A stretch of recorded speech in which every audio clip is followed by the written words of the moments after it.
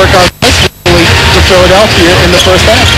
See how it goes here after both coaches had a chance to talk things over in the locker room at halftime. Third quarter, beginning with Iverson putting it up and just hitting nothing but nets. So much for passing the ball. Yeah. I guess he sort of figured out what we figured out. Trying to make extra room here on my score sheet. That breaks the 12-0 run that ended that first half. Cato got hammered there by Mutombo. Kemby's first. And interestingly, Rudy T comes back with his original starting lineup for the game for the second half. The starting lineup that was largely ineffective. And he gave Kelvin Cato an awful lot of bench time in the first half, going with the spread offense. Here he comes back in the second half with his starters. Cato makes that. A lot of coaches like to do that, and then it makes you want to second guess because they were so successful with that run and the quickness. He may come back with them soon. Well, if it doesn't work out as it didn't to start the game, he may very well come back. Cato made both of the free throws, and there's a guy shooting 60% from the line, just under it. 5-point lead for the Rockets. Harpring. Getting closer. Bad pass picked off. Can you believe that the Sixers lead the NBA in turnovers? That was a surprising stat to see that they were number one. Yeah, it is surprising because Eric Snow is a solid point guard. Of course, he's been injured a lot during the year. I think that's part of it. And Iverson is a pretty good passer, and Coleman is a pretty good passer. That's just sloppiness. That's just not taking care of the basketball. The handoff. Iverson fades, misses. Tipped. Walt Williams. Not a whole lot of turnovers when Iverson has the ball in his hands and he's shooting it. Oh, rejected, but it's a goaltender. What a great move by Kenny Thomas. That was outstanding. Just a quick up fake and a spin back into the middle. And he had the two until Mutombo recovered and goaltended. You think one of the reasons for Thomas's development has been the fact that Olajuwon's not here anymore, so guys like Kenny are getting more of the ball, more shots? Absolutely. The middle is more wide open because Cato is not an offensive threat whatsoever, so Kenny Thomas has to be the down-low threat. Francis, off that bump. Foul was called on Snow. Could have gone either way. Francis came into the paint a little bit out of control, but as you see in the replay, Eric Snow did not get his feet set, did not get his body set in time, and the call was the wrong one. Jimmy Francis, we mentioned, only a couple of points, but a good playmaker. Good Williams on the clear out. That's his third personal foul. A lot of NBA offenses feature picks down low, away from the ball. The problem there is that the referee underneath the basket right there. So he's watching that. He's got nothing else to watch. And if you step out or throw an elbow or whatever, he's going to see it. Iverson. Snow works at the Harpring. He's taken so few shots. That's only his third one, but he's made two. That's good ball movement right there. Iverson penetrated, kicked it back out to Snow, who immediately found Harpring wide open. Houston by 7. Can they continue to lead or even win this game if Francis doesn't score? I'd say the odds are against it. Yeah, me too. Mobley drew the foul of the big man.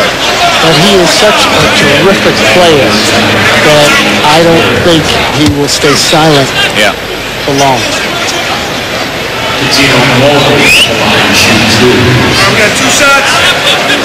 Good drive by Mobley right there. Takes it right into the shot blocker. Goes right for the shot blocker's body to take his legs away and to take his reach away. Draws the foul, and as you tried to say in the first half, Mobley is a terrific free throw shooter. And I'm glad you're not saying that now. Say a word. Just go ahead and take them. There you go. Tino makes them both. He's got 14 points, a couple points here in the second half. So you have to let me say that he's a great free throw shooter, and he's going to make them. I'm going to let you do that every time he goes to the line. Here's Coleman. He'll miss there. Rebound, Cato. Fast break. Francis bounce pass. Mobley coming in, and he drew the foul on on Snow. Terrific defensive play set that in motion. Kenny Thomas, who really did an outstanding job on Derek Coleman that time.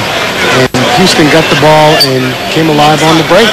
So let's take a look at Kenny Thomas defensively. Gets back into play, makes a clean. I don't think he blocked it, but distracted Coleman. Fast break. Francis being unselfish. Gives it to his running mate, Patino Mogul, who missed the foul shot. But I didn't say that time. I didn't say that time he was a terrific. Had nothing to do with it. Mobley's at the line. He'll have another. He's been rubbing hands a bit tonight. He was doing that earlier in the game as if the bill was very cold for him. Well, he's been down in Houston for a few years, so maybe his blood has thinned out a little bit and he's not used to the Philadelphia cold winters. It's going to get colder for Philly unless they start to heat things up on the court. They're down now by 10. This is the biggest lead of the night for either team. Rockets looking to start their road trip in a positive way. During the show. Houston's picked up 10-point lead. They did it with the same unit that started the game. Not that smaller, quicker lineup that we talked about before. Snow hits. Philadelphia just does not look sure of themselves offensively. They really don't have a sense of purpose offensively where they want to attack Houston. That's what Iverson said the other day. That was his comment. They didn't seem to know where they were going out there. Nice one from distance. Well, a lot of that falls on his shoulders because he has the ball most of the time running the offense and dictating where the ball is going. Harpring hits. He was 3 for 4 and 6 points. Guys like Harpring and Coleman and McKee have the ability to score the ball. They've got to have somebody believe in them and give it to them where they can score the ball. Francis came in, missed the shot. Look who got the rebound. Bumped by Coleman. Taken away. Here are the Sixers with Snow. Under 8 minutes to go, third quarter. Houston with the lead by 8. Iverson. Bump, trying to get a foul there. He got the bucket. It's amazing his quickness that he frees himself for so many shots. Even when the defender is right on him, he has the innate ability to sidestep or use his quickness to get that space so that he can get the shot out. Kenny Thomas spinning, kicking. Williams three. Punks that one off the rim. Lost out. Francis may have touched it last. Went off Houston. Francis is asserting himself on the offensive glass. He's passing the ball, just not scoring yet. This is a team that when Francis was out during that stretch, they lost 15 straight games. Yeah, 1-16 without him in the lineup. A good turnover.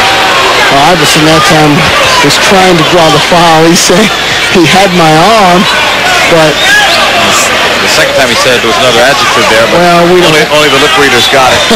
It wasn't too hard to figure out, but there was a situation where he forced the play. That was a hard foul underneath. As Cato tried to go up there, Coleman prevented that. His second personal foul. Well, on the one hand, it's a good play to foul Kelvin Cato because he's less than a 60% shooter. But he's not a great scoring threat, so why would you even think of fouling him in the first place? Cato at 6'11", great size, but he hasn't seemed to develop. He was never an offensive minded player at Iowa State, and he's never been that way in the NBA. He survived because he can block some shots. He's pretty mobile for a big guy, and he can rebound when he sets his mind to it. He just hasn't done those things consistently enough in his NBA career. Would you say, though, he hasn't lived up to those expectations coming out of college, or is he where you thought he would be?